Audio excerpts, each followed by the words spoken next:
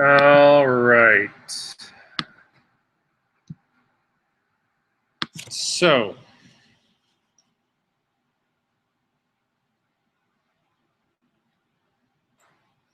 okay, so what I'd like to do now is actually go through importing images into this. So if you can do me a favor and just pick one of your SKU folders that is empty, that is blank, that doesn't have anything in it. So I'm going to do my SKU 789 to actually import files into Capture One. And this will hold true of whether you're doing this with a card or doing this off a hard drive. We're going to do it off a hard drive because that's where your files are. But to do it, there's two places that you can actually hit. It's this first button right here. The thing that's got the arrow that's pointing down is actually the import dialog button. You can also actually do it up here in the file menu, and you would come down to import images. But at any rate, I'm going to simply click on the pointing down arrow. This thing actually opens up. And then you actually need to find where you want to import this stuff from. So if you click on this and you say you want to select a folder, then you need to navigate out to wherever it is that those working files are. So I'm going to find mine, the working files that I actually gave you guys.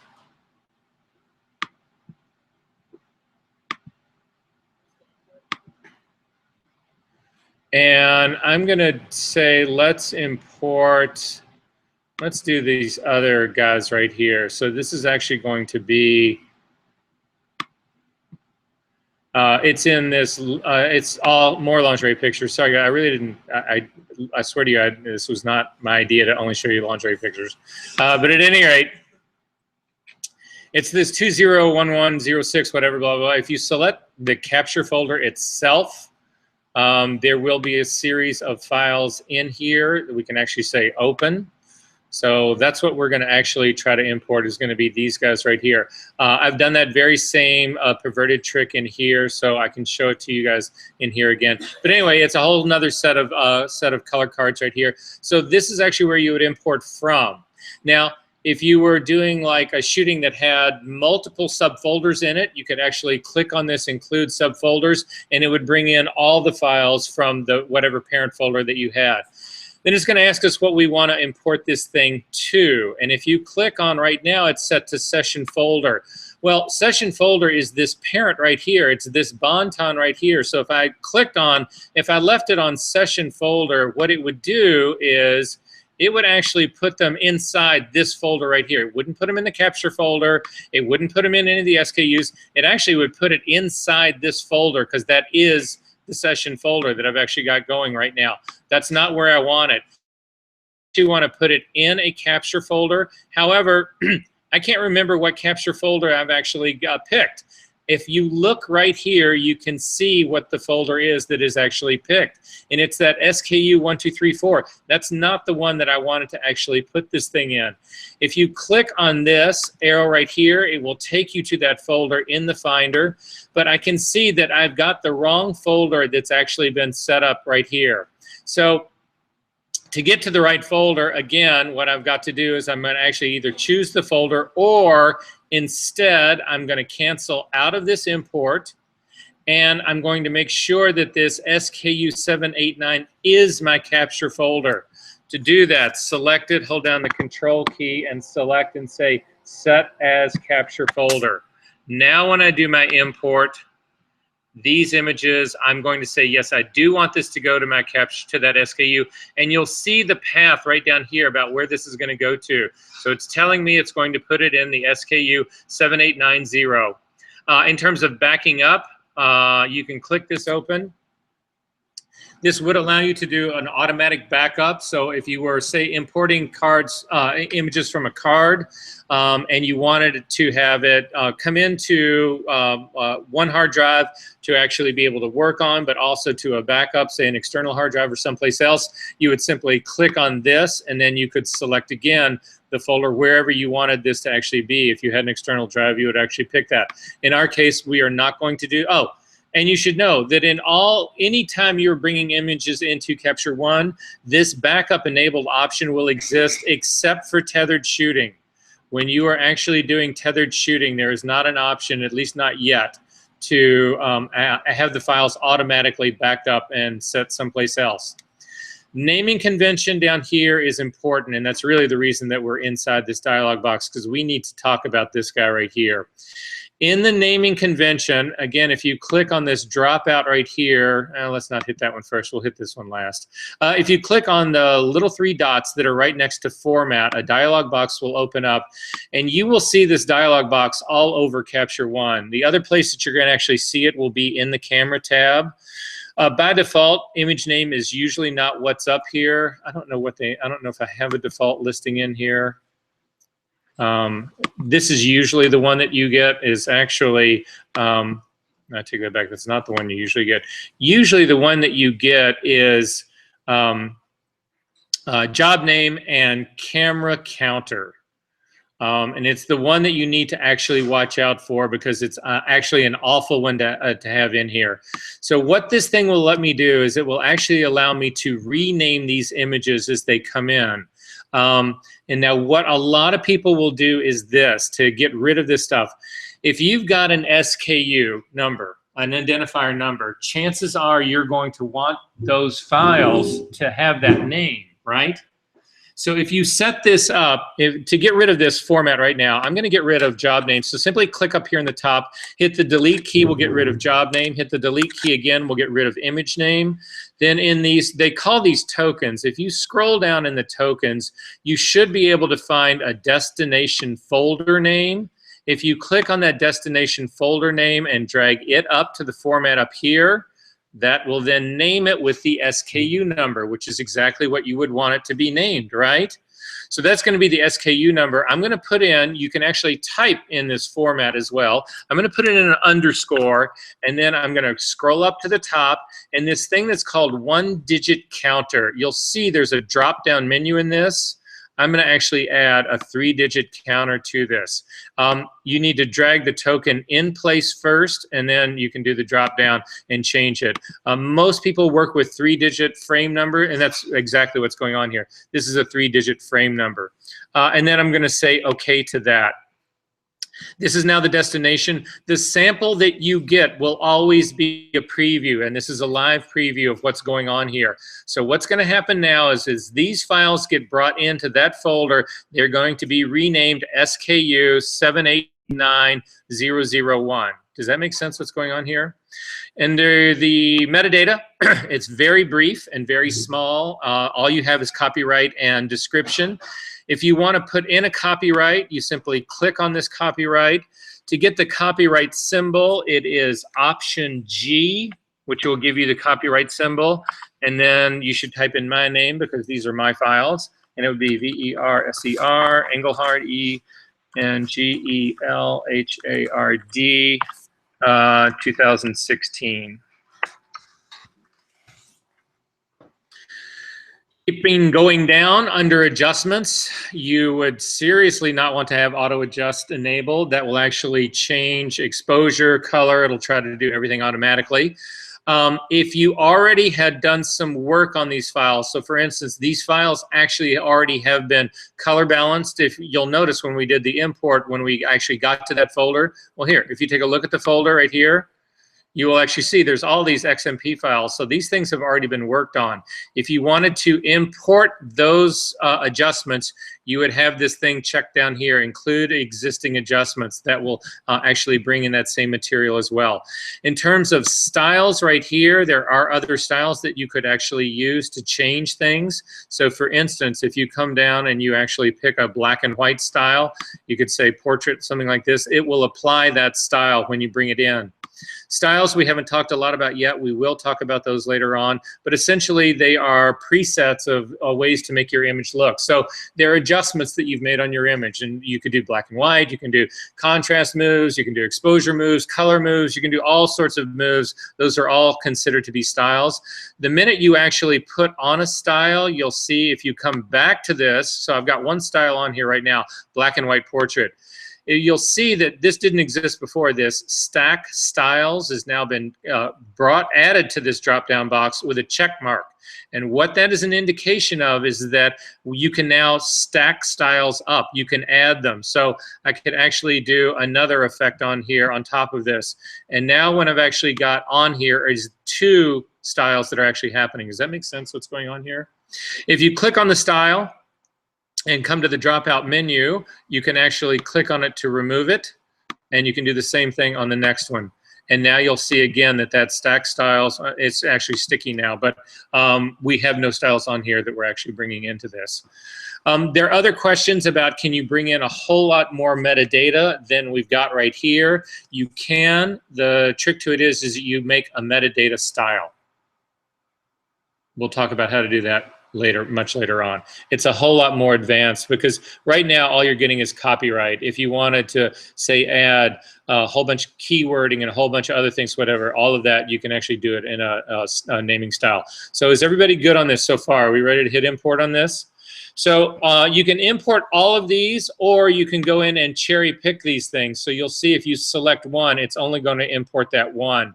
You could select all 4 and you will get import 4 or 5 images. Or if you don't have anything selected at all, it'll simply say import all. And then you go ahead and say OK. It'll actually go through that part.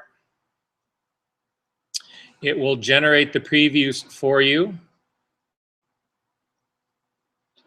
And then again, if we click on this capture folder, no idea why those are not showing up, because this is my capture folder and they are right there. So go back up to my capture folder. This could be another throw away the preferences and restart. This is definitely designated as my capture folder. It's designated it right here. So this up here should be showing me those files, unless I've got a filter going on here, and I don't. Oh, I did have a filter going on, and I don't know what the filter was. So in my filters dialog box, there was, again, something had been picked here. I have no idea what it was, but that's why that was not showing up in my capture folder. So I've now got these guys in here right now. If you click on this first one, what's wrong with this?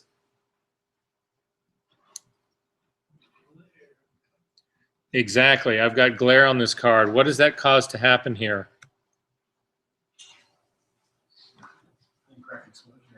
It's a false reading, right? There's more light that's coming off of this than actually should be. What about this one? Is that correct? Fingers on the blue. Well, yeah, which is really, really a no-no, but that's okay. I can't make a profile out of this, a custom profile out of this, but I can judge my exposure on this, right? And what is my exposure on this? Is this correct? Yes, this is correct. Okay, so are there questions about importing, etc.? All right.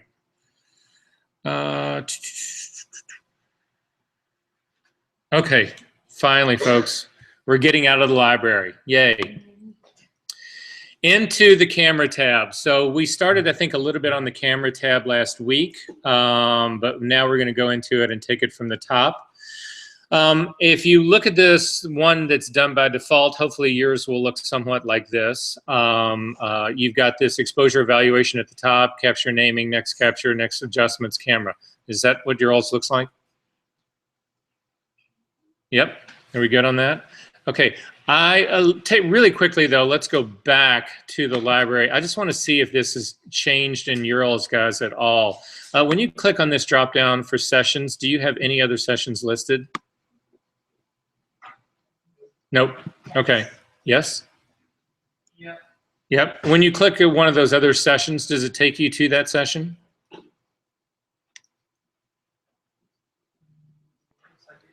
Yep. Well, then I'm just curious, because remember last week this didn't work, right? So go ahead and come back to where we are. When we made 3 different sessions last week, you couldn't load any of them. Yeah, I mean, you could only, there was only one that showed up, even though we'd made 3. Okay, I just want to make sure that that part was working. But now that I went to the other session, and now it won't let me go back. It won't let you go back. So how would you get back? Go into my Finder. Exactly. Go into Finder, find that preference file. The one for the entire session, this guy right here, the one that says it's the cause session DB, and simply double click on that and it should bring you right back where you want to go. I'm going to go back to our original SKU 1234 so that we've got, take it back.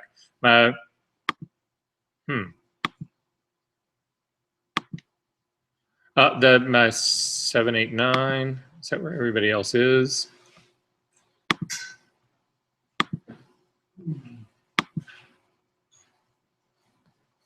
Oh, yeah, sorry. The one that's got the guy and the color card, that kind of stuff. Let's go back into this group right here. All right, so we're going to click on camera, and we're going to talk about this part right here. So, and this is one of the issues that I ultimately end up having in this. If I look at my final card right here, and I read my color balance right here, is this an okay exposure or not? Yep. Okay, we're good here as far as that part goes. When you look at the exposure setting right here, though, this exposure setting is actually indicating that I'm underexposed. It actually thinks that this exposure should be up here instead. I don't necessarily believe that that's true, but anyway, that's what exposure evaluation does. I don't trust this thing. I don't use this thing. So in my case, I would get rid of this thing. In order to get rid of this thing, again, you hover over this, you hold down the control key, you click on this little flyout menu, and you say, remove this tool, and it's gone. In next capture naming, by default, this is how Photoshop actually does things right here. Now I want to go down to the bottom of this. Let's actually get rid, if you've got extra files in here other than this lingerie file, like I've got a couple of files of Chelsea in here, whatever. I just want you to get rid of everything. I want you to get rid of everything except the lingerie files where we're actually starting. So I'm going to get rid of that, get rid of that, get rid of that, get rid of that, and we're actually starting right here. So what I'm trying to show you guys now is how you would actually deal with this if you had to come back to a session and add to it.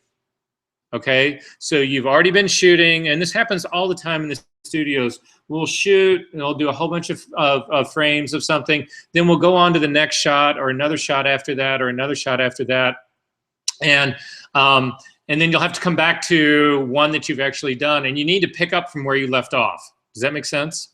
However, I need to change something about this first, and the thing that I need to change about this first is that none of these files are named correctly. All of these files should have this SKU number in them, correct? They've got some lingerie number in here. This is not what is actually what they should be. These should actually all have a different name. So getting rid of all of those other files, I'm going to select the very top one, hit Command A, which will select all of them. Then if you simply hover over any one of these images and hold down the control key and click, you will get a drop-down menu, and in that drop-down menu you can do a batch rename. This is not the only place to get to it, but it's the easiest way to get to it. So if you click on batch rename, it will actually bring up this batch renaming, and inside this batch renaming, again, if you click on this flyout menu right here, I told you we were going to run into this thing over and over and over again, this whole file naming thing and how it's actually done. And so this is where we're going to do the exact same thing again. I'm going to actually get rid of this guy right here. Are we okay on this guy? Mine just says rename, not batch rename. You need to right click scan the thumbnail view because you're clicking in the part that doesn't. So you've got everything selected. Hover over one of the thumbnails, hold down the control key, click. Let me cancel out of all of this. You need a click and let go, and you will get batch rename as an option. Are we good? No?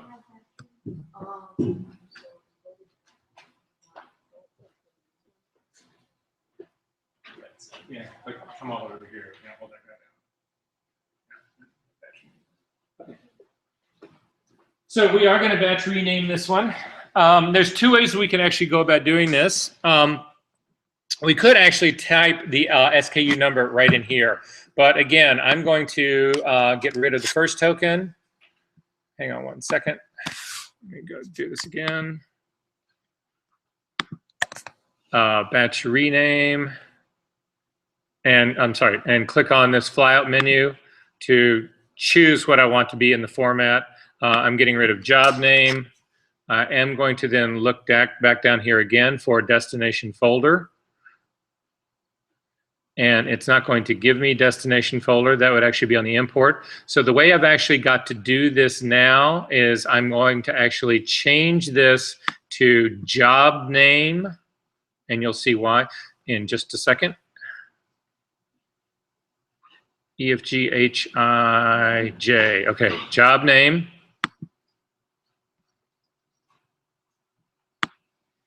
And simply drag it up to the format there, underscore,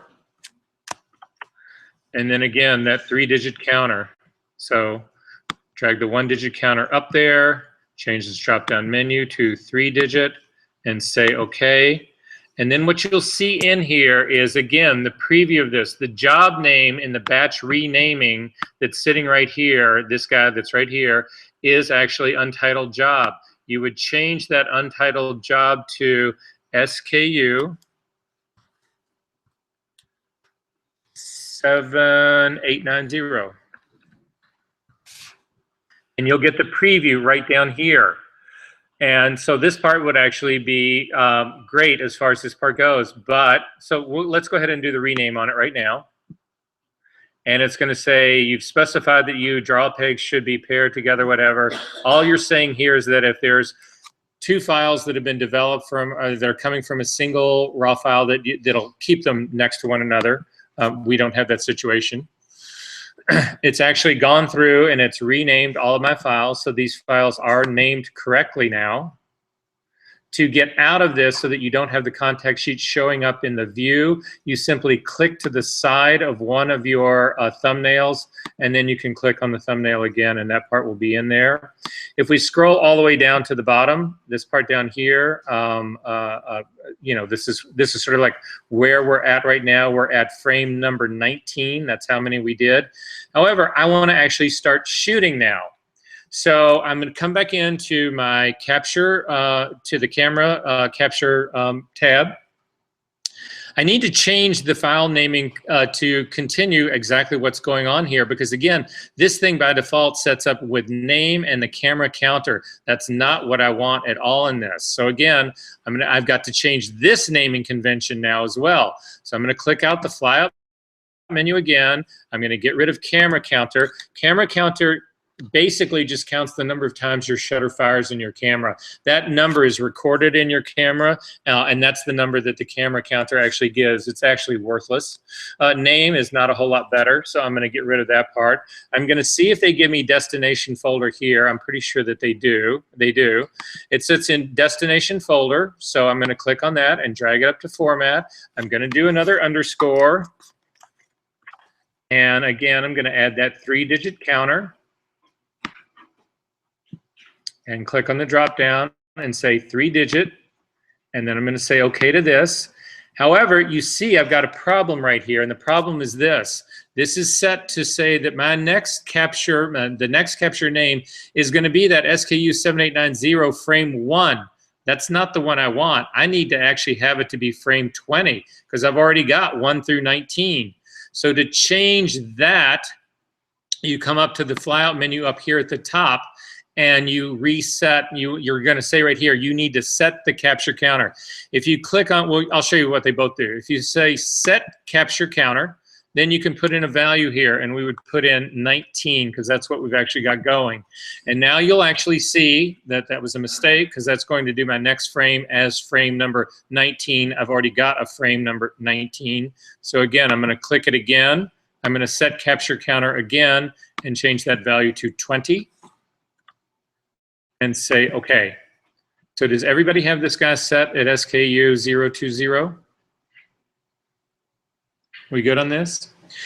If the other thing held true, because you need to know this as well, when you set your capture counter like this, this is actually sticky. So if you go to change this again for, say, another SKU, that 20 value will actually be in there. So if you're starting a brand new session or a brand new shooting, you've actually got to reset that counter. And to reset it, you come to the very same place, up to that same 3 little dots, and you come down to reset capture counter. And when you do that, it'll take your, again, look at the sample. The sample here is indicative of what you're going to get, and it'll bring it back to, and you'll start over at 001 again. However, I need to keep mine at that 20, But before we get to the 20, I want to show you one other thing, and it's this guy right here. Set capture counter increment. Why on earth would you want that to be changeable? So again, the things that you will know that other people do not know and that you can value. Let's say you're hired to shoot a book like this, and you set it up with your camera sitting right over the right-hand page right here, and you shoot a picture. Then are you going to move your camera over to the left-hand side to do the next picture? I'm going to turn it here, move my camera and shoot that, then move my camera back and shoot this, then move my camera back and shoot that. Am I going to really do that? Especially 500 pages in the book, I'm going to move my camera 500 times? Absolutely not. So what I would actually do is I would say, okay, this is going to be page number 1. I'm going to start with page number 1, right? This would be page number 3. So the way you would actually set this up is you would set your increment to 2 and say, okay. Then you would also go again to, in your capture naming, to set the capture counter. It would be actually set at 1. And what's going to happen now is I'm actually going to shoot frame 1, and then at the increment is going to be 2 next, right? 2 more. So I would shoot 1, 3, 5, 7, 9, 11, 13, and on, right? So I shoot all of my right-hand pages first. Then once I get to the very end of the book, I come back, and the only thing I change here now, again, I would actually then come back to this drop down. I would set my capture counter at page 2, and I would still leave the increment, leave the increment down here also at 2. And when that happened, then I would flip it over, I would move my camera over and shoot page 2, 4, 6, 8, 10, 12. Does that make sense? And then in my file naming, when I sort by my name, they'll all be in perfect order. It'll be page 1, 2, 3, 4, 5, 6, 7, 8, 9, 10. Make sense? So that's what's going on here, just so that you guys know about it. Again, somewhat advanced, but you should actually know that that's what's going on here. So again, I'm going to set my capture counter to 20 and say okay. I'm going to set the increment at 1 because that's how I want it to work, and say okay. And everything is looking pretty good for me right now. The next thing that you need to know is where this thing is actually going to go. This whole next capture location guide, it only references what you already set up here in this folder right here. It's just a check that this is actually going in the right spot. And I got to be honest with you, if there's one thing that drives people nuts is when you end up shooting to the wrong folder and you've got to move files then, you've got to rename files. People will hate you for that. They'll think you're rookie. They won't hire you again. Don't do that. This is a way for you to visually check to make sure that you can do it. The next thing that people hate and won't like and that'll actually cripple your camera is if you don't have enough space to actually shoot to. How much space do you need on a hard drive to shoot to? 10% of your hard drive, a minimum of 10 gigabytes, but that's ludicrous. You need 10% of your hard drive. How do I know what 10% of my hard drive is?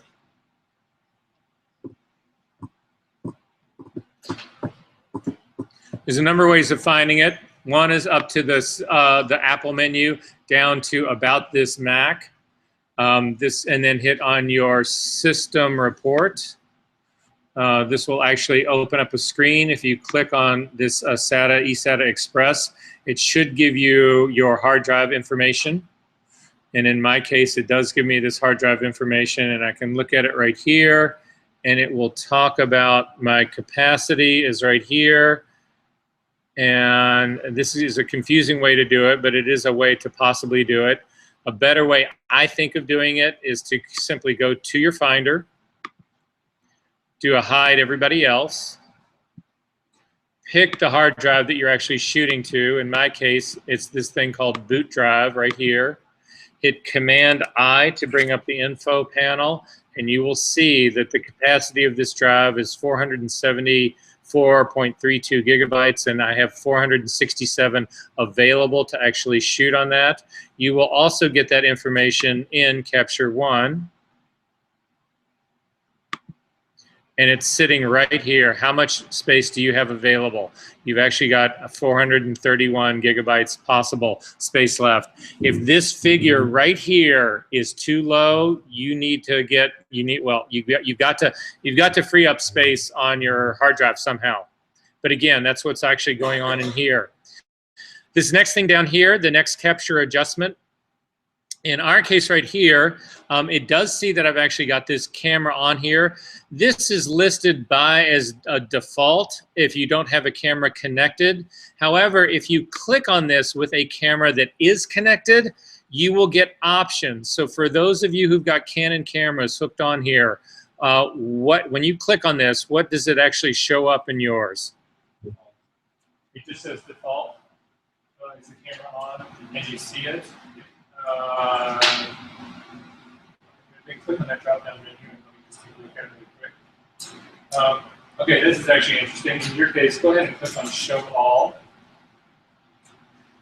And then click, and then come down to Canon. I'm going to show this to everybody else. So, just something to actually know about. These profiles are specific. If you don't have a camera plugged in, then it just lists it as default. However, if you've got any sort of medium format camera back, so for instance, this is a Leaf Credo back that I've got on here. I have other options. I don't have just a single camera profile. I've got stuff in here that would be listed for portraiture. I've got stuff that's listed here, portrait warm, portrait warmer 5. I've got other product stuff in here. I've got a whole range here. These change depending on the camera that you've actually got plugged in. If you click on Show All, it will actually then bring up this. It'll actually give you this drop-down menu right here, and you can actually go through this stuff and find your camera. So for instance, for those of you who are on Canons, you would actually click and come over. You have options depending on the camera that you're using. Now, if you're using a 1DS Mark III, there is only, the 1DS Mark III, there's only one single one. If you're using an E1DS, you have 4 different possible ones that you could actually have, and this matters. You've got to set this depending on what it is you're doing in the studio. Does that make sense? So some of them, for instance, like the 5Ds, right down here, a 5D Mark II, there is only one. A 5D Mark III, there is only one. But you see what I'm talking about here in this. With all the medium format backs, you will have a huge range of stuff that you should actually be picking from here. So, for instance, I would say if I'm going to do portrait stuff, I have no idea what this frame, portrait number 5 is, but I would have read the manual that had told me what it was, or I'd actually go online to find out what a Leaf LF3 Portrait 5 really is doing. Does this make sense? However, there's an issue with this, and the issue with this is this. This applies to my next capture. Does that have anything to do with the file that I've got going on right here, the one I'm looking at? No. This has only got to do with the next frame that I hit is going to be named this way. It's going to have this profile attached to it. That has nothing to do with what's going on over here, with what the profile in this guy might actually be. This was actually shot with a Phase 1 P45 back, not this Leaf Credo. Does that make sense?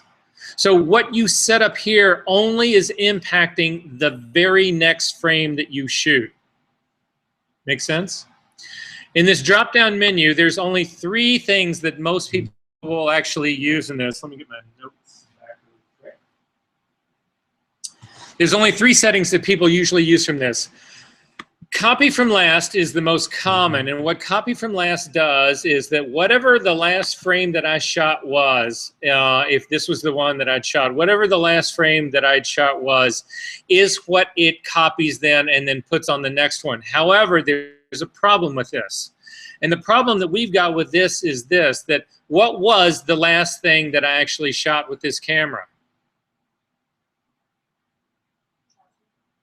It was a picture of Chelsea sitting right here with this camera back.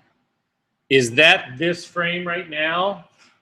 No, it is not this frame right now at all, right? So this copy from last, if I started shooting right now and wanted it to match this guy, this copy from last would actually not happen. Does that make sense? So copy from last, though, does work really well if you're in a studio situation. You get everything set up, you get your color balance set, everything is right, and you just continue to shoot. Then what ends up happening is that all the adjustments that were there, that were in place on the when you finally said brought this in and enabled this, would be actually copied from the last one.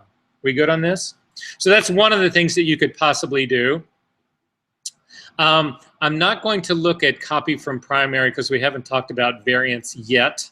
But another one that you could put on here, the one that most other people would put on here, would be defaults with style. So I need everybody to click on defaults with styles for me really quick. This is how you would, so in every color frame that you shoot, unless you've got a specialized apochromatic back, everything that you pretty much shoot is going to be in color. But that doesn't mean people want to see their stuff in color. So let's say, for instance, you are shooting in color, but it's destined to be a black and white shooting. How do I get a preview in black and white? How do you show me? I've got an art director who's saying, well, you're shooting this for black and white. I want to see it in black and white.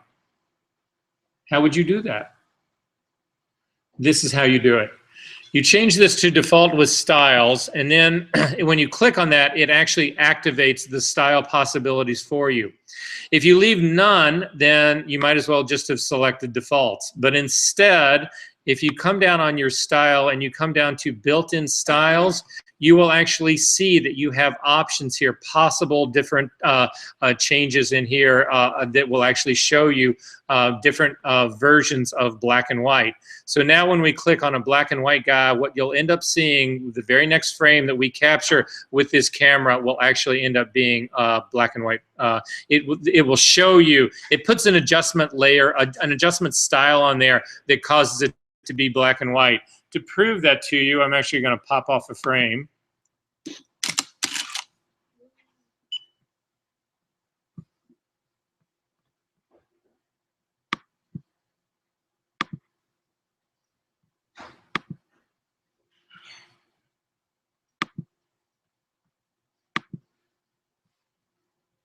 Oh, I don't have my new folder set up. No, I do. Sorry. And here it is right here. So now I'm capturing every next one as a black and white. Does that make sense to you guys? I didn't want this to come in here. This is actually the wrong folder. I wanted to actually to add it to the one that had all of this in it. So again, I would have to change this now to being my capture folder. I would actually have to go into here and take this guy and drag it into the one because I put it in the wrong file. It's going to say okay to that. Then I'm actually going to go to that folder. It's at the bottom right here. This is now named oh, actually it is named correctly. I've just got all of these in the wrong folder. You see how this can all blow up in your face, right? So I'm going to make this right. I'm going to say, oh, I put these in the wrong folder. So I'm simply going to do a Command A to select them all. And I'm going to drag them to the SKU 7890. It's going to say we're going to move them all. I'm going to say yes. And now this part is actually done correctly. They have now moved in here. And then I'm now going to set this as my capture folder. So you see how this can all get, right, guys? Make sense where we're going here? Okay, so back into my camera. So finally, I've got this part set up again. I wouldn't use auto adjustment here. And then finally, these guys all exist right down here. So what I would like to do, just because we've talked about doing all of this, is to actually get you guys to go through this and start it off for me to begin with. So I want you to go ahead and set whatever camera that you've got. I want you to go ahead and set this ICC profile to be, you know, whatever one is the option that you get for this. And then instead of doing defaults with styles, let's just go ahead and, oh, let's go, no, do defaults with styles. This will be interesting. And then in the style menu, go ahead and come down and pick one of the the built-in presets and pick any of the black and white ones. It doesn't really matter which one you pick. And then just make a picture.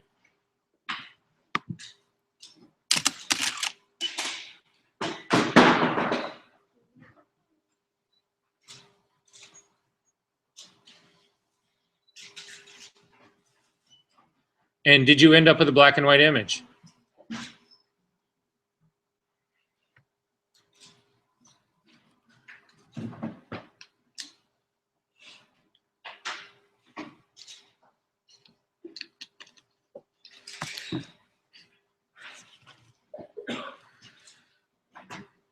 So did that work? Do you have a black and white image? All right, so then this is, hopefully this will explain then what's actually happening now. Now I'm actually going to change my next capture adjustment. I'm going to do this drop-down menu, and I'm going to come down and actually just say copy from last. Now, the style has gone away, but again, if I make another capture right now, what it should do is it should take all of the settings from the frame that I just shot and apply it to the next one, which is exactly what I would expect to go on here. Does that make sense? We good? Okay. There's one thing though that we don't have going on. Well, actually, I think I'll get to that later. So we'll just move on from that.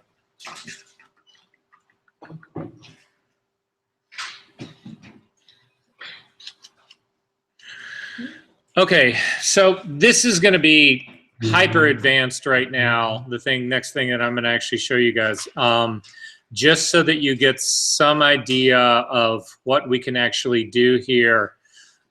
So this is going to be a detour, small detour here, but it's something that you guys should know about. Again, I don't know a digital tech yet who actually knows this or understands this. So hopefully this is going to work for all of you guys. But it's this. You remember when I said when we were talking about doing this, there actually is a metadata dialog box or a tool tab that you could add. So if you come up to your top guy right here, up to the tool tab, hold down the control key, click on this. We're going to actually add a tab, and you can come down here and you can pick the metadata tab, and you'll see that the only thing that's actually on this metadata tab right now is keywords. If you click on that to collapse that, you get the whole metadata thing, and it shows all the stuff that's actually going on here, and it actually gives you places to enter material here. So for instance, this is where, in terms of the creator, this is where you could click on this. Again, hold down the option key, hit the letter G. It's not going to put that, oh, sorry, option. Hit the letter G to get the copyright symbol, put in Verser, or put in your name because you're now taking these pictures.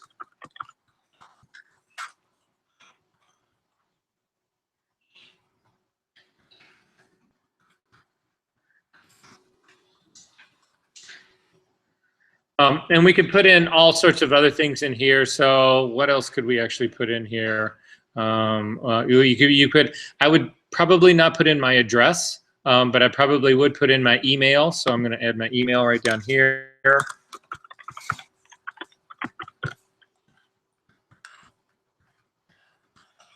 And I would also put in my website.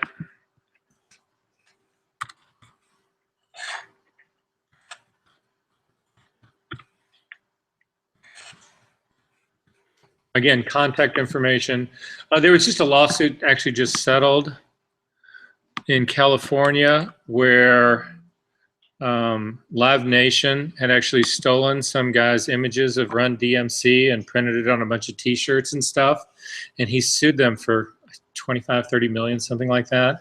And a lower court actually found in favor of Live Nation, but then the Supreme Court, I think, of California overturned that. And they overturned it because they knew that this information that we're doing right now had been embedded in his files, and they had actually gone in and removed that information. And that's what they ended up, that's what the trial ended up hanging on, was because they claimed that they didn't know that it was his image and that it was copyrighted. But then they could look at the image files and see that they'd actually removed his copyright information. Just saying. How can you tell if it's removed? It doesn't. They open up the file and they look at the metadata, and there's no copyright in there.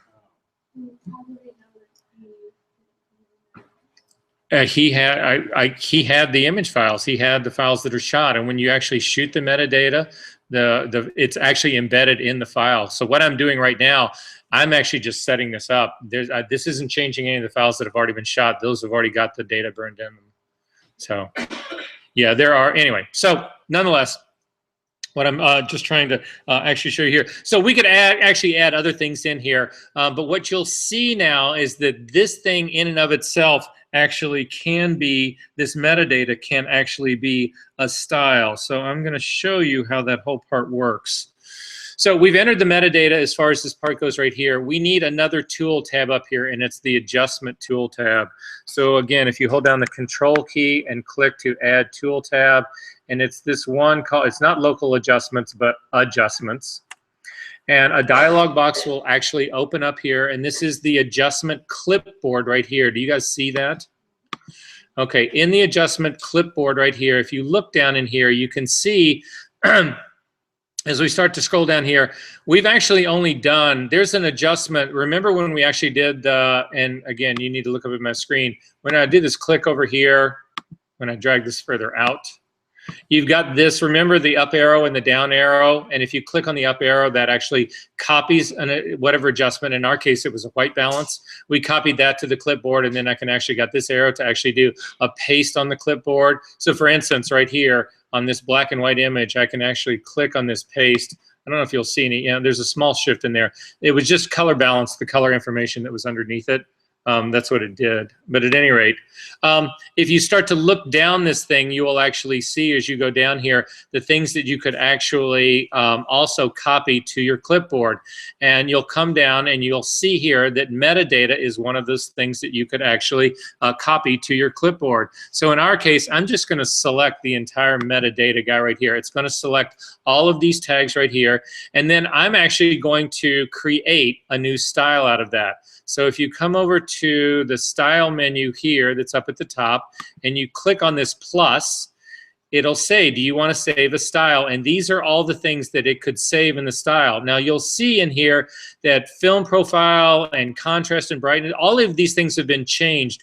All of these changes came from this black and white style that we put on this guy. Does that make sense?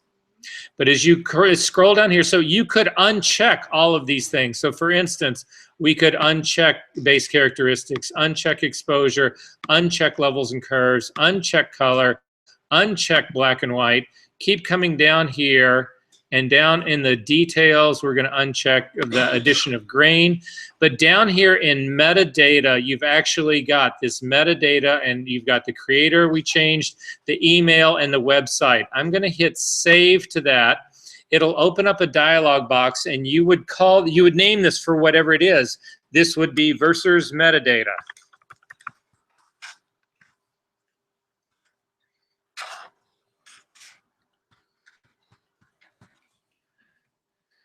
And go ahead and say okay to that, to save that. You can close this up now, and we can go back to our original guy right here. And you'll see in this original guy back here, if you look at our, let's do this. Let's go back and look at one of these images back here, one of the lingerie images back here. If you take a look at this lingerie image, and we click on metadata, to actually see the metadata that's in here,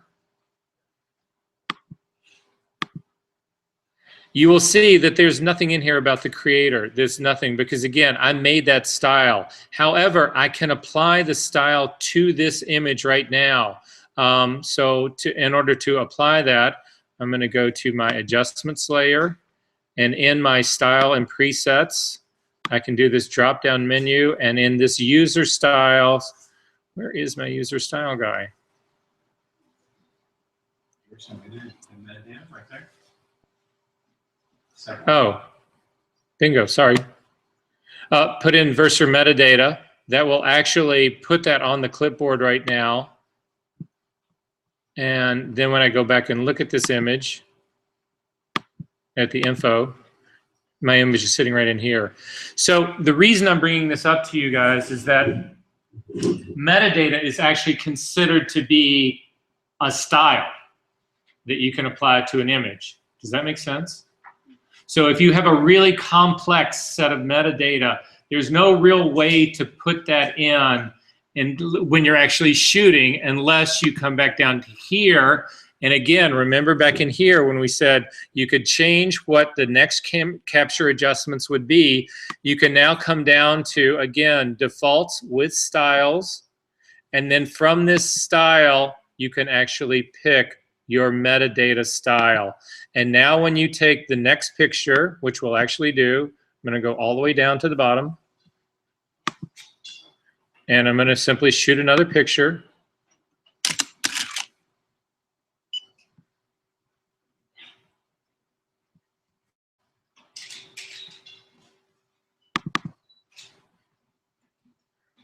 And this is my bottom picture that I just made right now. When I come over to my info, you will see that that contact information has actually been put into this with the capture. And these can get really complex. Does that make sense to you guys? Who did I lose on that one? Are we good? All right.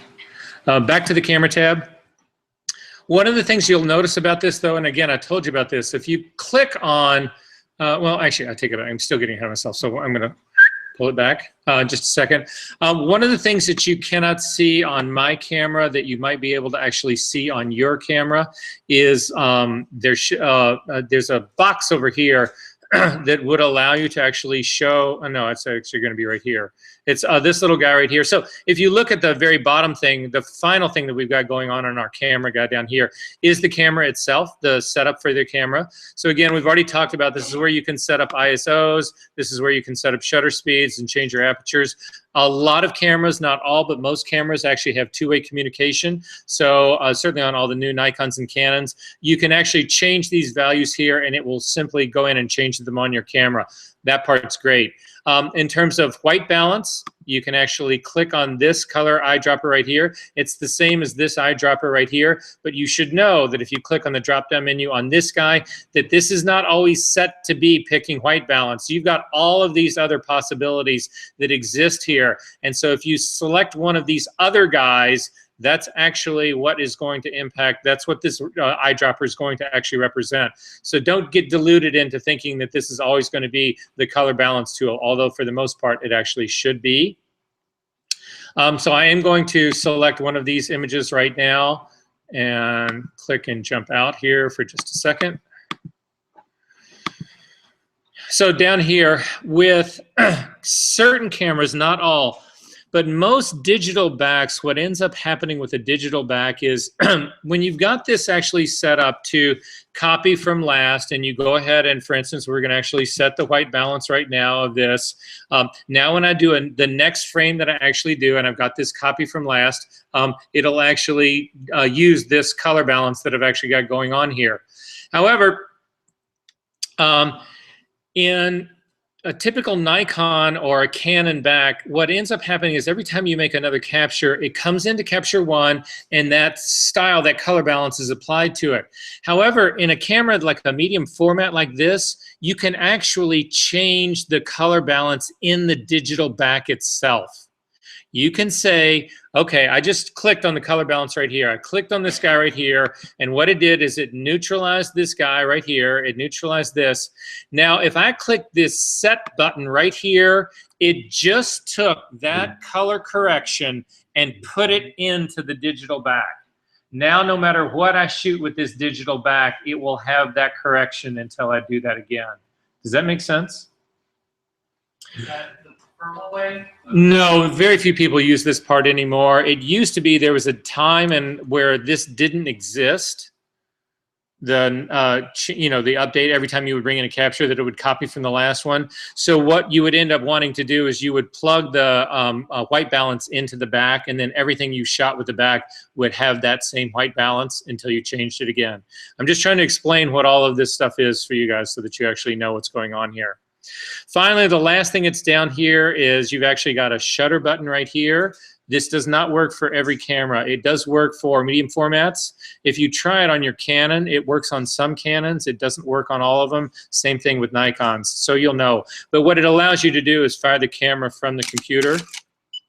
Most of the still life people I know, this is how they work. They would only fire it from here.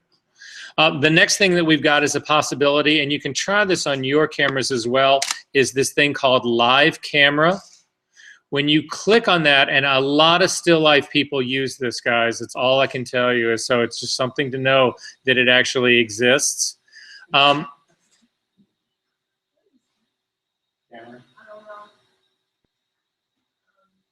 You can hit cancel out of that. Simply close up the window. It's closed. Then you can just unplug your camera. Interesting. Okay, so what do we do, guys? No, this is great. I'm glad this is fucked up. What do we do? Take the battery out? Yes. Take the battery out.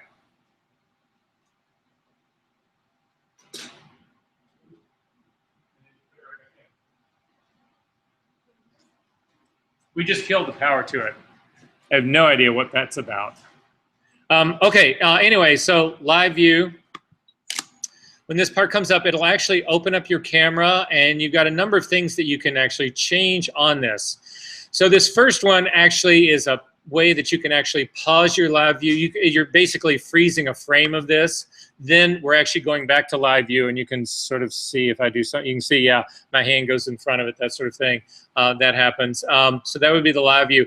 This is another way to get back to how you would actually set up your camera in live view. So you can actually go in here and change. Again, once you're in live view, you could change the aperture, shutter speed, all of those kind of things. You have those to change in here. This is back to the live view window. There is an overlay in here, which we will talk about later when we actually get to overlay. You can put grid lines up in here. That's what we're looking at right now. You can say that you want this to be an RGB, but you can also change this over to a black and white or back to RGB. This will actually give you your preferences, so you can get to your preferences in case you want to change something in here. We will look at preferences and changing those in the next tab, the exposure tab. And then finally, you've got tools over here. This is actually just your toolbar that exists right here. I'm going to hit done out of that. In your toolbar over here, you've actually got where you can actually pan around in this if you were actually zoomed in on this. I'm not, but I can be. So I'm going to zoom in on this guy, and then you can take the handle and you can actually move around as far as that part goes. You've got a white balance tool in here that will actually do your white balancing. And then finally, this guy,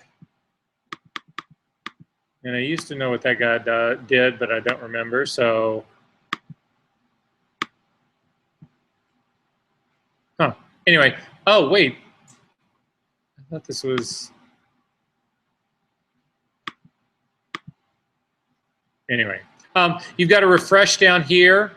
So again, basically what that'll do is if your image pauses long enough to actually try to get the information to show it to you, it'll refresh.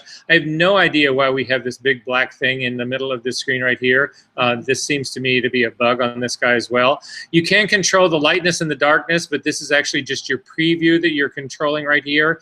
You can change focus of your camera, which is an amazing thing to do. So a lot of still life people who actually shoot, this is the only thing that they work with. So for instance, a lot of still life people will have cameras mounted extremely high, shooting down on the floor. So if they're doing still life work and they need to be back off of that, they want to be on top of something. So instead of running up and down the ladder, you can actually completely control your camera from here. So you can change focus to go in, to go out. I've got autofocus set up on this right now, so these things won't actually matter. Then there's information that you've got down into here, and it's actually giving you information about your camera. It's what it's giving you is rotation and pitch. Rotation is horizontal movement, side to side. Pitch is actually tipping forward or backwards. That's what's actually going on here. This is just a readout for you, but it's a way to actually be able to level your camera if you need to do that. Then you've got a live focus meter in here. Oh, that's actually what I was looking at here. So this thing allows you to pick a focus point. So, but again, I've got autofocus going on in here, so that part's not actually going to work for me. I wonder if I turn autofocus off, if that's what that big black square is all about. Nope. And then finally, overlay. And what overlay, we'll see overlay later on in our still stuff, but what overlay actually lets you do is a lot of art directors, so for instance, let's say you're shooting for a cover for a magazine. they'll actually develop an overlay that's actually got the title of the magazine and possibly any information about that would be on the cover of the magazine, the price point, a bar scan, if there's a bar scan on the cover, whatever. They've got that so that you can actually put that on top of the images that you're actually looking at, so that you make sure that, for instance, if you're shooting a cover for Vogue and you don't want the girl's hair to actually go through the top of the Vogue part, you actually have an overlay that'll sit on top, and it lets you then position the photograph that you take to fit within what the real space is going to be. Does that make sense? Okay. And then finally, we can get out of this.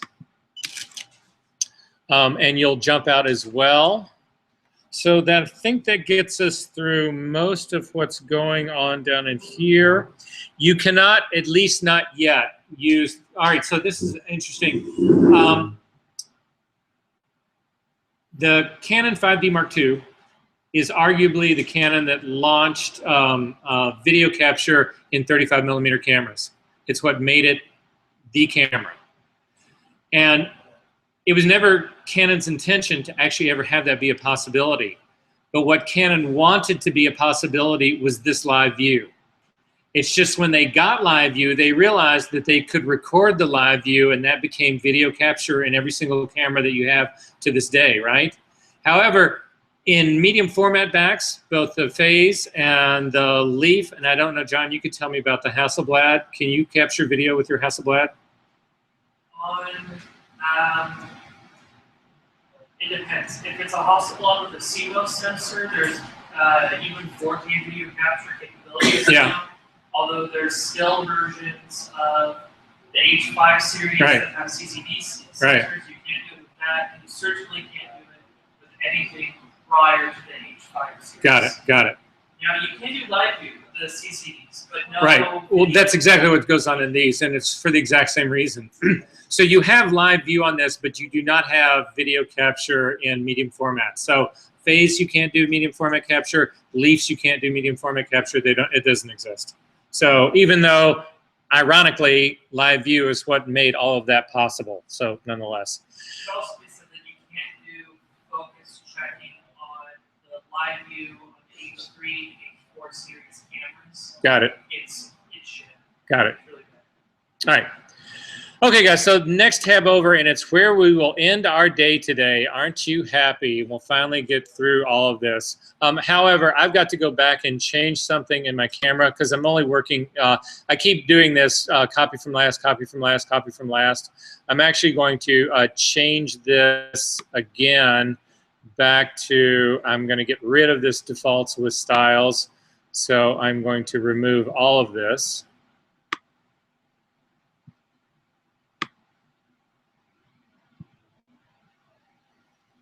It's now I've got none of those going. I'm going to do a single capture of this.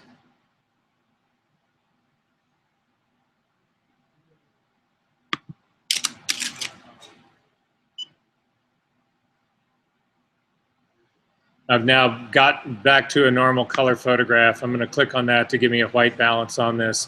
Then I'm going to come into my exposure tab, and this is now looking closer to what I want it to look like. So in the exposure tab, by default at the top, you actually have a histogram going on here. And you can see that a lot of it's actually being driven to the top. When you guys look at this image, does this strike you as being overexposed? Well, is that what the floors really look like? No. If I start to zoom around here and look at this, I'm getting like 252s in the floor. We've looked at this before, but we can talk about it again right now. At the very top in your tool tabs, there is an exposure warning. It's this little guy right here. If you click on this, you will actually see the things that are being clipped. This is stuff that's clipping out to black and it's actually going above. And if you come and you hover over this, you'll actually see that it's interesting because I've got like 250s, 252s in here, whatever.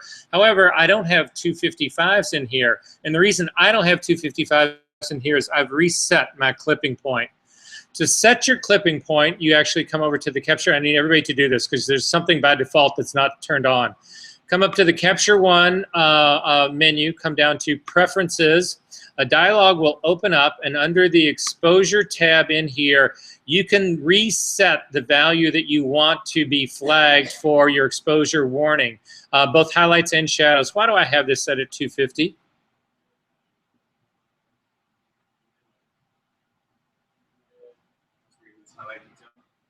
Exactly. Isn't that the same exact value that I use for my color card? Don't I say I want my color card to be between 240 and 245 and 250? So what I'm doing is I set this thing at 250, and that tells me anything above this, I need to start worrying that there's not going to be enough detail in there for it actually to be distinguished from page white. That's also the reason that I use 245 to 250 on the color card. Now, there are other photographers some photographers who get nervous about this that will actually drag this down to 245. In that case, again, anything that's going to be above that will actually be flagged. This is a really smart thing to have, especially if you're shooting a lot of clothes, anything that's white. Satins, any of that kind of stuff, that's shiny fabric, whatever. A lot of times they'll change this to a 245. So it's just a really quick way to see what's going on in your image and to see how much trouble that you're actually in as far as your image goes. However, by default, this shadow warning is not turned on. It's equally important to have it on. It's equally value, and the value that most photographers will use for their shadow warning is 15. You don't want zeros. Again, what you want this to be, you want it to be about shadow detail. Shadow detail doesn't happen at a 0, 0, 0. That is black in Photoshop land. You want this to, so you, again, for the very same reason that this is not 255, is you're wanting this to flag areas that you need to worry about losing highlight detail. It's the same issue down here in shadow detail. Does that make sense? So then we can click OK and jump out of this, and you can actually see that this thing is overexposed. So how much do I want to change my exposure by? Now, John guesses at this stuff pretty well. So he could say, oh, I think that that's a stop. However, there's a way to sort of cheat this to kind of see what it is. And the way you can sort of cheat it is to actually use the exposure slider in here. So I'm going to drag the exposure slider down to the point that, again, I'm going to continue to let the lamps burn out, but I want to get the floor back in to see where the floor is at. Now, this is an indication that I am a stop and a half overexposed, right? I just drug my exposure slider. It's right here. This exposure slider, I just pull it down, minus 1.56. That's minus a stop and a half. That's what I actually did on this. However, is it the same to do it here in software as it would be if I changed it in the camera? Say what? It's very different. Why? Well, I mean, you want it set correctly on the camera because you only have so many stops of range before you start. We're getting close on that. Any other thoughts on this? You want to shoot it so you have as much information as possible. Again, I care about, yeah, you're exactly right. I care about the data in my raw file. And so what's happening here is basically where clipping is happening in the raw file. So even though I can use this exposure slider to bring it down and make my image look better, the truth of the matter is I'm really working with a crippled data set here, and that's problematic for me. So it is not the same. So what I would have to do is change this back to 0, my exposure out, go back into my camera tab, and then change this exposure to lose a stop and a half. How do I lose a stop and a half on this? I need to decrease my exposure here. How can I do that? I can change my shutter speed, I can change my apertures, and I can change my ISO. Can I change all three of those? If I was going to change my ISO only, how would I lose a stop and a half? What would my ISO be? Count it out. What's one stop? 100. What's two stops? 50? Exactly. So what's a stop and a half? An ISO of 75. Does that make sense to you guys? Right? That's one way of doing it. What about aperture? What's a stop and a half down? What's one stop down from 2.8? One stop less light. 4. What's 2 stops less light? 5, 6. So 4.5 would be stopping. Yeah, whatever that ends up being. How about shutter speed? I'm at 1/4 of a second. I need to lose a stop and a half. What's 1 stop? What's 2 stops? It's basically a 16th. What's right in the middle? A 1/12 of a second. You can actually set that on some cameras. This one, you could set it at a 13th of a second. So anyway, what I'm going to do on mine is I'm going to change my ISO to 100 because I'm trying to fight the noise to begin with. And then I'm going to actually change this in 1/3 of a stops instead of half stops. So I'm going to see what it looks like at 3.2 and simply try another frame. And voila. Because I would say that the thing on the floor is actually spectral highlight. What's spectral highlight actually mean? I don't know the proper definition, but it's where you have complete loss, but you want it because if you remove it, well, like if you remove it from someone's eye, it looks like they're dead all of a sudden. Right, right. No, well, those would be catch lights and eyes. But what a spectral highlight really is that I can always admit, if you look at that ladder, you can see in the ladder right now that there's depending on your angle, you'll see the reflection of the light that's actually coming off of it. It's a mirrored reflection of the lights that are in the room. And if I'm letting those lights go completely burnt out white, then the reflection that I'm seeing of them should probably be the same. So it's the small little dots that you see on metal. That's the easiest way to think of it. You pick them up also on glass. You pick them, anything that's like reflecting something like that would actually be considered a spectral highlight, and you would probably want to keep it. I might possibly, again, I'm looking at my information right here. I would come down and meter this area right here. All around here, I'm in the 240s. I'm in the same thing in here. And on the back floor, I am as well, because again, I've actually got my preferences set to flag this at 245. If I went back to my normal at 250, then I would say that this image is set up pretty much exactly where I want this to be exposure-wise. Does that make sense? Okay, back in the exposure menu right here. So looking at the histogram, again, the histogram for my money doesn't really show you a whole lot, or it's not really that valuable to me, because I would use a color card in here instead. That's what I would actually be using to decide what my exposure really should be. This would also give me my white balance, which again, this is the white balance tool right here.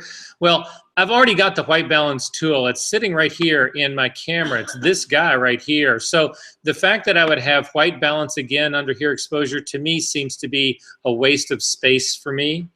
There's no reason for me to keep it here.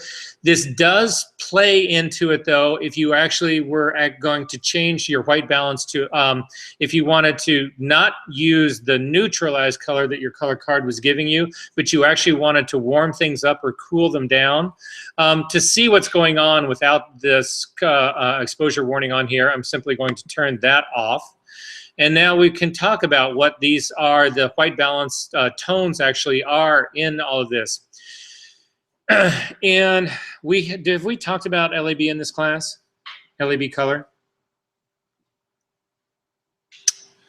Really quickly, I'm going to show you this.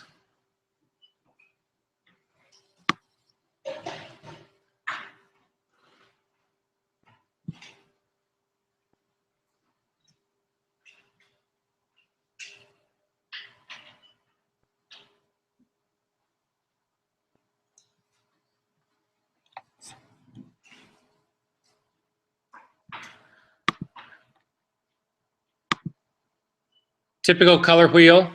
What's missing from this color wheel? Exactly, black and white. Luminosity has been removed from this model. I have saturation and I have hue, but I don't have lightness or brightness. If you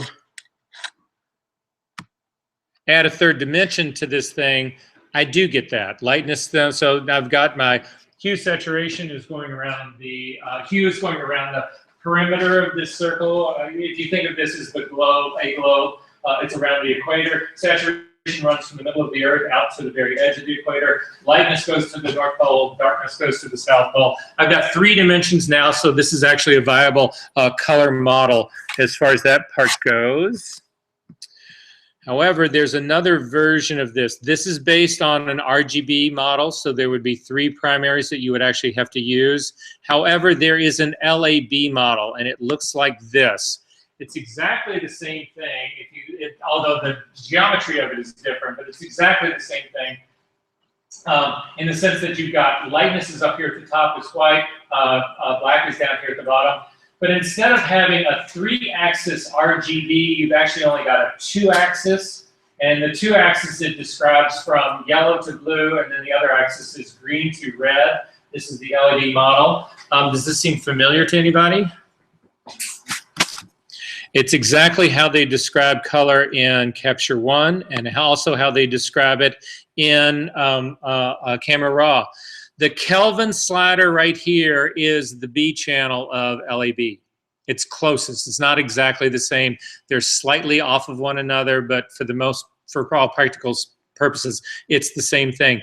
The B channel stands from blue to yellow, and then tint is the green-red channel, or the green-magenta channel. And you can see that this is how it works. If you grab your Kelvin slider and you start to drag it in one direction, you're adding yellow. If you drag it in the other direction, you're adding blue. If you grab the tint slider and you start to drag it in one direction, you add red. If you drag it in the other direction, you add green. These sliders are available for you to control. However, the number that you get here is not the number of Kelvin of this. So for instance, I've got this thing completely drugged down here to 1,903 degrees Kelvin. Would that be dark blue? Would be cool blue? 1,000 degrees Kelvin, 2,000 degrees Kelvin? No. Kelvin in those temperatures is incredibly warm. Think about it. Tungsten lights, 3,200 degrees Kelvin. Is that warmer or cooler than daylight, which is 5,600 degrees Kelvin? Right? So what these are changes in Kelvin. This is not the true value. This is not a color meter, is what I'm trying to tell you. So at any rate, I'm going to come back here and neutralize this guy out again. I don't really need that. The next slider down is the exposure slider itself. Again, you would use this not for correcting bad exposure. You would use this to be processing your files out. So this is now correction in here. Does this whole scheme look familiar to anybody? Color first, then exposure? Absolutely.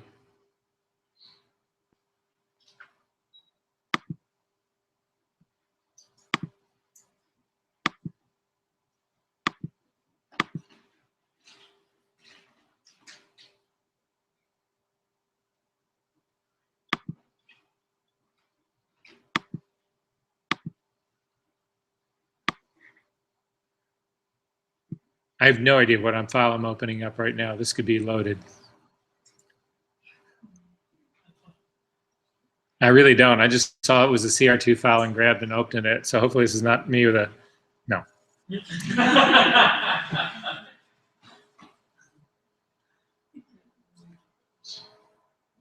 Christmas. What's going on right here? What are we starting with right here? Color temperature, degrees in Kelvin. Again, just what I said. It's the blue slider. So it is in temperature, blue on one side, yellow on the other. The tint, green on one side, magenta on the other. Then you end up with the exposure, contrast, brightness, and all of these guys right down here. Doesn't that look completely familiar to this? It's exactly the same thing, set up exactly the same way. So what you've got is, this is dealing with color. This is dealing with lightness. So these are the 2 axes that are going side to side to describe the color space. And these are the ones that actually deal with lightness. So when we were just looking at that thing, the part that goes, this right here.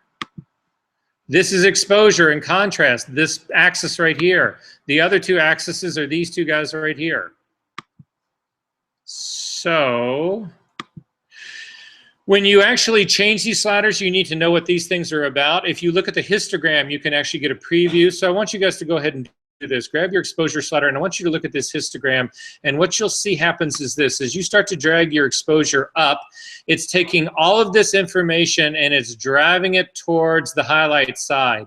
If you take it in the other direction and drag it down, you'll see it does the exact same thing. It's taking all of your information and it makes everything darker. It's in essence, it's supposed to be affecting your image equally all the way along the line.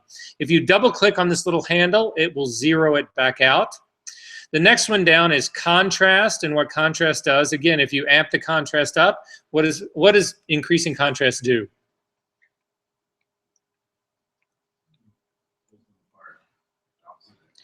It makes the lights lighter and the darks darker, right? So in this histogram, what's going to happen to it? What's its shape going to be like? Chelsea can act this out. That was actually a pretty good one, because she's absolutely right. As you start to drag the contrast up, what you'll see is the center begins to dip down, because what you're doing is you're taking the lighter tones and making them lighter, and you're taking the darker tones and you're making them darker. So if you click and drag this, you'll see that that separation is actually happening. The center drops down because you're taking tones out of the middle and driving them towards both ends. If you go in the opposite direction, then you actually end up building a hill up in the middle, because again, now you're taking highlights and shadows and you're driving them towards middle tones. If you double click on that, it zeroes back out again. Brightness is similar to exposure, but it's different. What is the difference?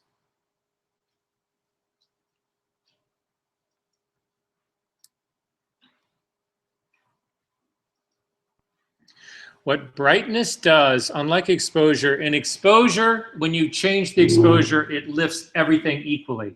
So it makes your highlights lighter. If you're making your exposure lighter, it makes your highlights, midtones, and shadows all lighter.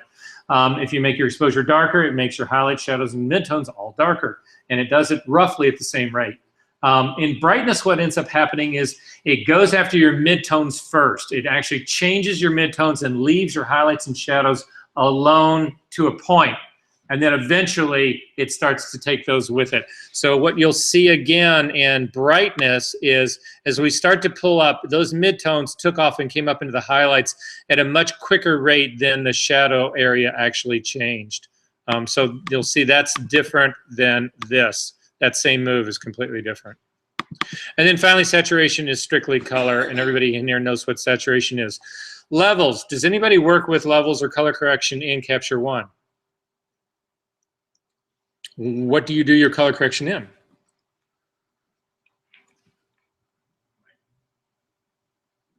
How many people have just hit the wall? And it's just like Versa, I don't care anymore. I've had it.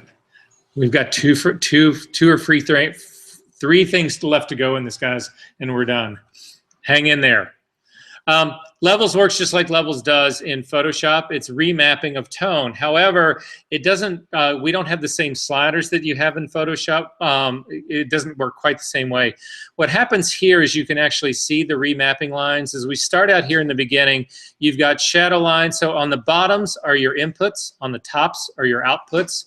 So you can see if you take your bottom slider right here and start to drag it over, what we're actually doing is we're remapping. Right now, what I've said is that everything that was between 0 and 40 in tone, I want to remap that to 0. And you can see it made your image darker. On the flip side, if you actually drag this slider and pull it back, you're actually saying that all of these whites, you're saying anything that was 213 or higher, I want it remapped to 255, and your whole image ends up being contrastier. If you zero those guys out again, you can do the reverse. You can actually grab the output slider and carry it over, and now what I'm saying is that anything that is actually in 0, or well, there is nothing less than 0, but I want to remap 0 all the way up to 41. So what was a dark 0 tone back here is now reading 41. The same thing holds true. You can actually bring your highlights down. However, is this highlight recovery right here? If I drag this guy down and pull it back like that, is that highlight recovery?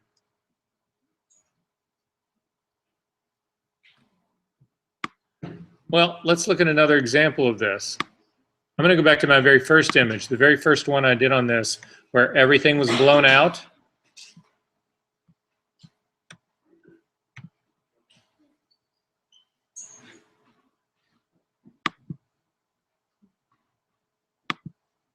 Yeah, where this guy was blown out. If I grab this, remember the floor is actually gone now. This floor is up in the 250s. This was the one we first started with. If I grab this slider and pull this back down like this, all I do is make that what was a light tone, just a light gray. Did I recover any detail there at all? There is no. That is not highlight recovery. That's strictly tonal remapping, right? We'll look at highlight recovery in 1 second. I'm going to get rid of that. You cannot change the output of your midtones. You can change the distribution. This does work just like Camera Raw does. This would be reestablishing how your midtones work. And again, you can watch the histogram to see what's actually going on in here. However, to get to highlight recovery, that does not exist here. The one last thing I'm going to show you before we get to highlight recovery, and it'll be the very last thing we do, guys, is, oh, you should know that also you can do this in your RGB channels as well. That you don't need to do the entire one, that you can change RGB channels. There are curves in here. Curves in here work exactly the same way that they do in Photoshop. You can drag stuff up and you can drag stuff down. That would actually be a negative S-curve that would actually be decreasing our contrast. You can tear these points off just like you do in Photoshop. You can actually pick this. This is a targeting adjustment tool. And when you come over and click on something, it sets that value as the curve for you. Again, I'm going to tear that part off. You have input and output sliders right here. Process summary to me seems to be somewhat misplaced here, but basically all the changes that you would make in here would be then reflected in this. I'm going to get rid of process summary. I need you guys to do the same thing. So click on process summary, hold down your control key and click on the little three things to remove the tool. This guy is out. Finally, we need to add one tool to this equation, to what you're looking at over here. I would also get rid of white balance. There's no point in having it here. So again, I would simply click on the drop-down menu, do remove tool. But I do want to add a tool here to the bottom. So I'm going to click, hold down the control key, click to add tool, and you want to add high dynamic range. And with high dynamic range here, this is where you get highlight and shadow recovery. So you'll see if I grab my highlight and start to pull this back right here, I'm starting to recover detail in my highlights. How do you know how far you should really go in this? Well, if you use the preview for your highlight warning, this guy up here, you can actually watch it happen in real time.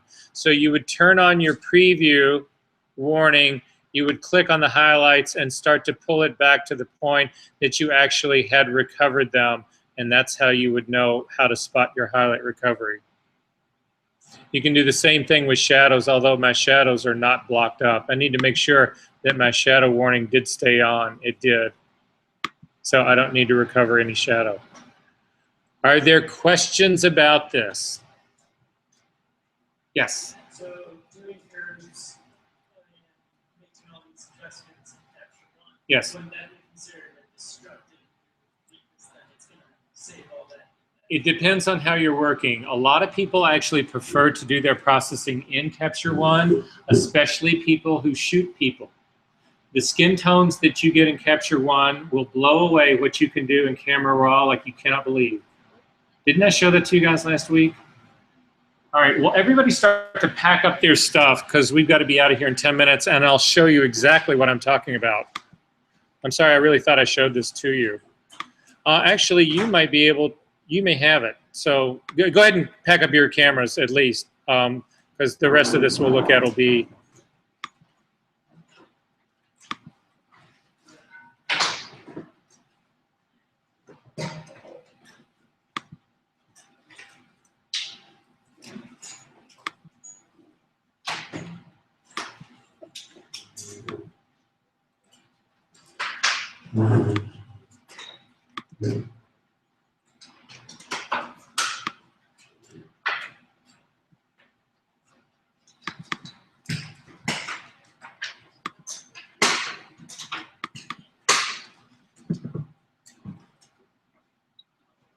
Yeah, actually, you guys do have this. So I need everybody to really quickly find that folder that I gave you, the working files.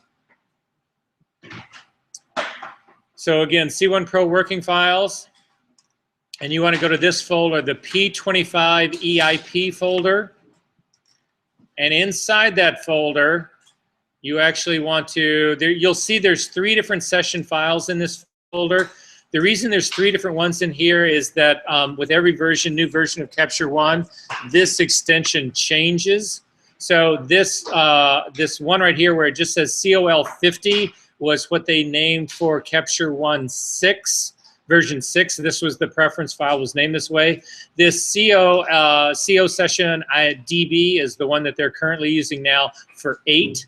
So I need you to click on that version and open that guy up, and you will come into Capture One and select the very top file for me, if you will.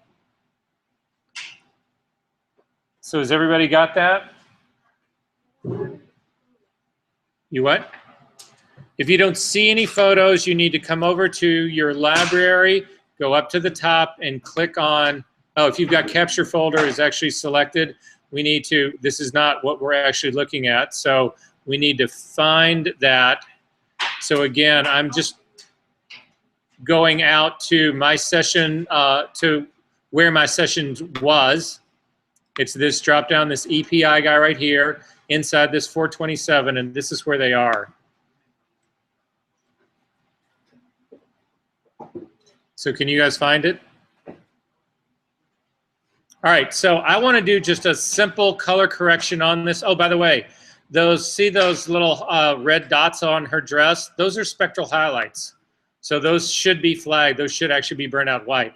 But all I want you to do is actually color balance this thing for me. So again, click on your color picker at the very top, come over and click on this guy. This has now been color balanced. If you look at your exposure slider, you'll see that everything is here is neutralized out. There is no, we haven't changed anything in this image except for white balance. I want you to then grab this image file and drag it on top of Photoshop to bring that very same, oh, you fucker. Sorry. Let me see if I got these guys anywhere else.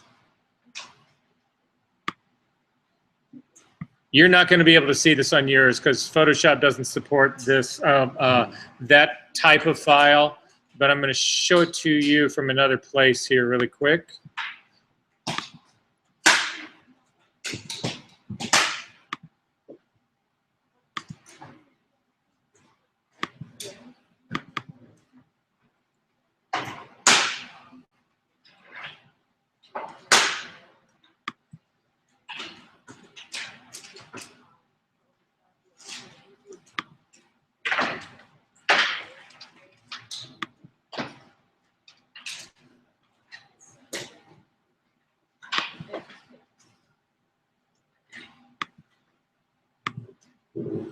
All right, guys, I need everybody to look at this really quick, then I'll let you go, I swear. All right, so this is color balance. That's color neutral.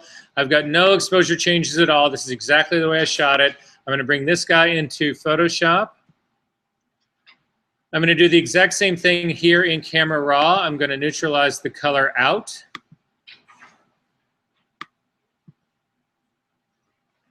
I'm simply going to open this into Photoshop as an image. Again, I haven't changed any of my settings except for neutral color.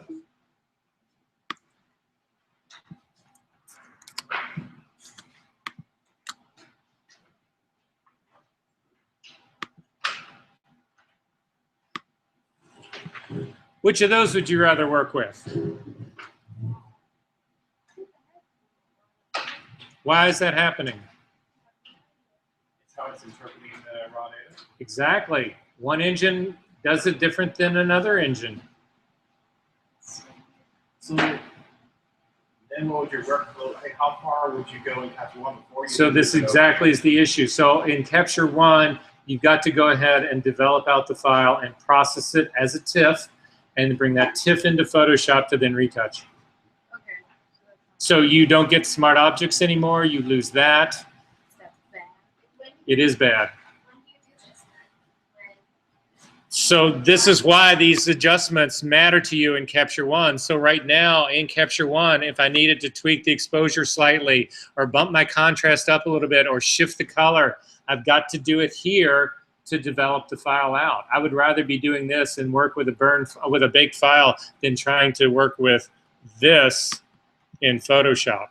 So you couldn't turn it into DNG? That's the same problem. The DNG brings it in and it looks exactly like this. It's you haven't circumvented a thing because the DNG is a raw file, so all the changes that you make in here don't get burned into the DNG. Do you always do it, develop it, and then capture So it's better to capture. All right. You learn something new every day. Hey, that's the whole idea, I hope, right? Now I'm gonna have to pop.